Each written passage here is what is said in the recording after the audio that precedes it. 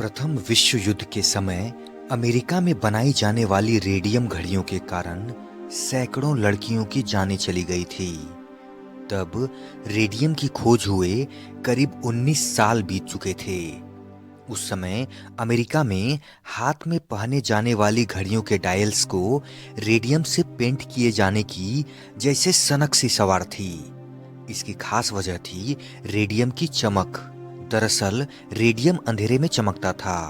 इस कारण जिन घड़ियों के डायल के नंबर रेडियम से पेंट किए जाते थे, उनमें रात में आसानी से समय देखा जा सकता था।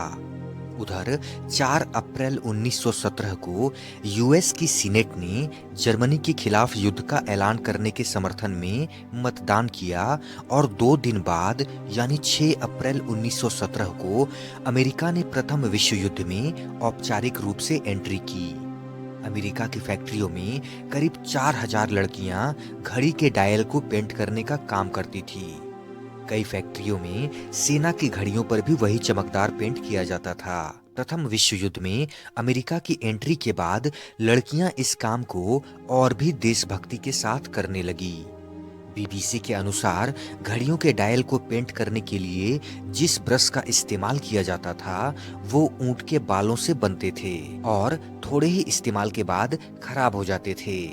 इस कारण लड़कियों से उन ब्रशों को होठों से ठीक करने के लिए कहा जाता था, जिसे लिप पॉइंटिंग कहा जाता है। दिन भर रेडियम के साथ काम करने के कारण उनके कण लड़कियों के कपड़े, बालों और त्वचा पर भी लग जाते थे, जिससे वो रात में चमकते थे।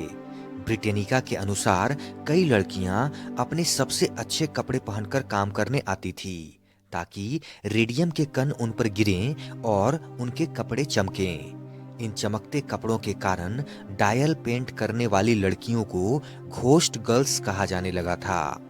इसी चमक की लालच में कुछ तो इन्हें अपने नाखूनों और दांतों पर भी लगा लेती थी, लेकिन उन्हें कहाँ पता था कि इन सब की कीमत उन्हें अपनी जान देकर चुकानी पड़ेगी। रेडियम के घातक परिणाम सामने आने में ज्यादा वक्त नहीं लगा। इसका पहला शिकार बनी अमेलिया मैगिया।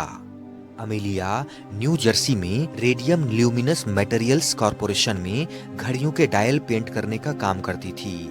उसके दांतों में दर्द होना शुरू हुआ और फिर सारे दांत निकालने पड़े। मवाद और अल्सर के बाद उसके मुंह में कोई रहस्यमय बीमारी हो गई थी, जिससे उसका निचला जबड़ा तक काटना पड़ा। ये बीमारी धीरे धीरे उसके शरीर में भी फैली और 12 सितंबर 1922 को उसकी मौत हो गई। यहाँ तक कि डॉक्टर्स भी उसके मौत की वजह का पता नहीं लगा सके। इसके बाद तो जैसे सिलसिला सा शुरू हो गया। एक के बाद एक कई लड़कियां गंभीर बीमारियों का शिकार होने लगी। उनमें से कई के लक्षण अमेलिया जैसे ही थे। धीरे धीरे इस मामले ने विवाद का रूप ले लिया।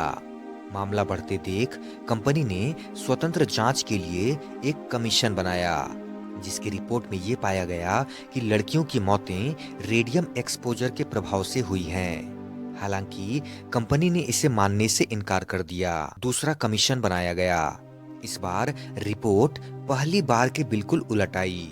इसमें सारा दोष लड़कियों के सिर मढ़ दिया गया। 1925 में एक पैथोलॉजिस्ट ने ये साबित कर दिया कि पेंट करने वाली लड़कियों में रेडियम ने जहर भर दिया था। रेडियम इंडस्ट्री ने उस पैथोलॉजिस्ट को बदनाम करने की कोशिश भी की।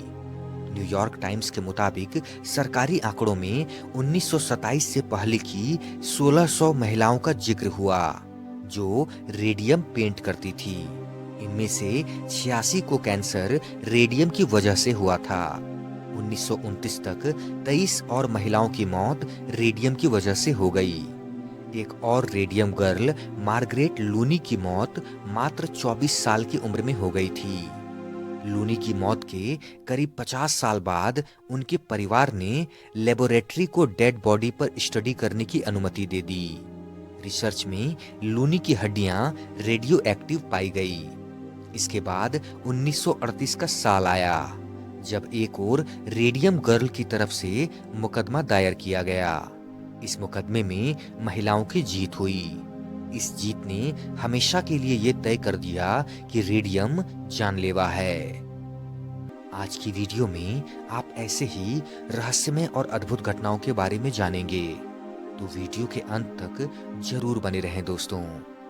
नंबर 2, एक महिला जिसके शरीर के अंग अजीब तरीके से गलने लगे थे। अमेरिका के टेक्सास से एक बेहद ही चौंकाने वाला मामला सामने आया। यहाँ रहने वाली एक महिला की संदिग्ध परिस्थितियों में मौत हो गई थी। बाद में मालूम चला कि महिला ने समुद्र में पाए जाने वाले 24 जिंदा घोंघे खाए थे, जिसकी वजह से ही महिला की मौत हुई थी। मारी गई महिला का नाम जेनेट ली ब्लॉन्क्स था, जिन्होंने लुसियाना में 24 जिंदा समुद्री घोंघे खा लिए थे। शुरुआत में तो सब कुछ ठीक था, लेकिन धीरे धीरे जेनेट की तबीयत बिगड़ने लगी और 48 घंटे के अंदर उनकी हालत बद से बदतर होने लगी। आपको जानकर हैरानी होगी कि जेनेट के दोनों हाथ और पैर गलने लगे थे। जेनेट की ऐसी हालत देखने के बाद उनके पूरे परिवार में चीख पुकार मच गई, जिसके बाद उन्हें तुरंत अस्पताल में भर्ती कराया गया। अस्पताल में जब डॉक्टरों ने जेनेट की जांच की तो उनके भी होश उड़ गए। डॉक्टरों ने जांच में पाया कि जेनेट अब पूरी तरह से वाइब्रोसिस नाम के जानलेवा बैक्टीरिया के कब्जे में है। ये बैक्टीरिया जिस इंसान के साथ संपर्क में आता है उनका शरीर गला देता है।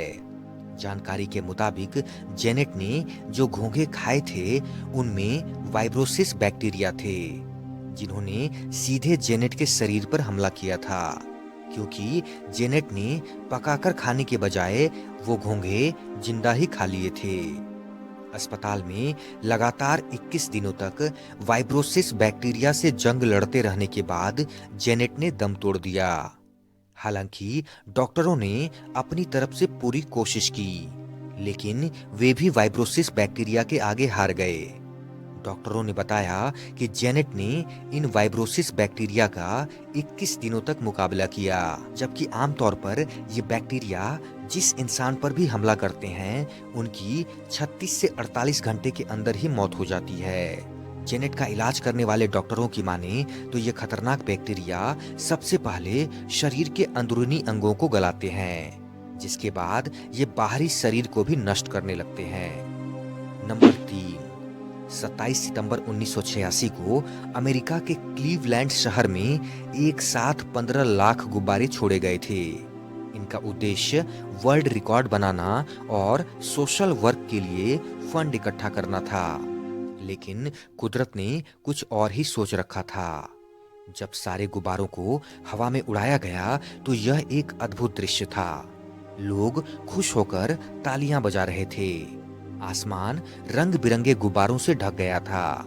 ये सोचा गया था कि बैलून्स आसमान में जाकर बिखर जाएंगे और फिर हवा निकलने के बाद धीरे धीरे धरती पर गिर जाएंगे, लेकिन मौसम ने सारा खेल बिगाड़ दिया। ठंडी हवा और बारिश के दबाव से सारे गुब्बारे शहर में आ गिरे। चारों ओर गुब्बारे फैल गए, उनसे गलियां भर गई और एक रनवे भी जाम हो गया।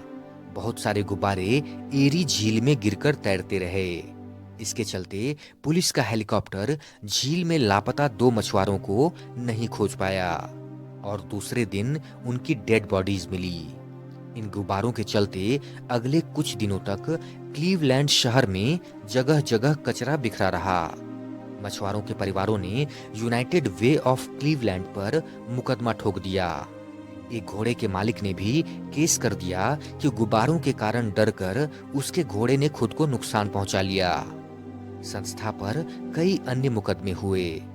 इस घटना को अमेरिका में सबक की तरह लिया गया। इसके बाद से ऐसे किसी आयोजन के सभी पहलुओं पर गंभीरता से विचार किया जाता है और उसके बाद ही इजाजत दी जाती है। दोस्तों, आशा करता हूँ कि आज की वीडियो आपको अच्छी लगी होगी। अगर वीडियो अच्छी लगी हो तो लाइक करें, कमेंट करें, शेयर करें और प्लीज दोस्तों चैनल को सब्सक्राइब जरूर करें।